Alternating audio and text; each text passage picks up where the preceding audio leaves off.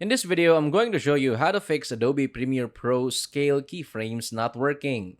When scale keyframes in Adobe Premiere Pro aren't working, it usually means something is interfering with how keyframes are being applied or read on your clip.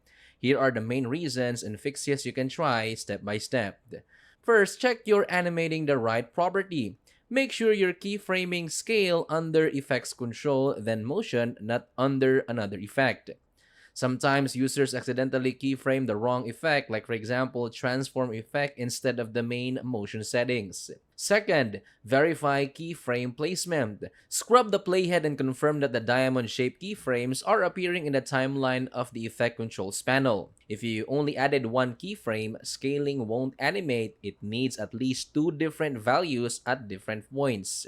Reset motion settings. In effects controls, motion, click the reset button, small circular arrow to reset scale and position. Then try re-adding keyframes. 4. Check for nested clips. If your clip is nested, scaling the nested sequence may not animate as expected. Solution: open the nested sequence and apply keyframes directly inside it, or apply a transform effect instead of scaling the nest. Fifth, update or reset preferences. Corrupt settings can break keyframes. Try this instead. Click Edit, Preferences, General, then Reset to save layout.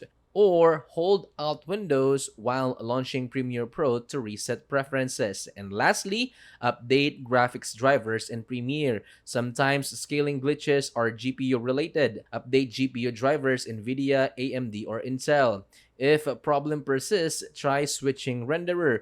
Go to File, Project Settings, General, Renderer. Switch between Mercury Playback Engine GPU acceleration and software only.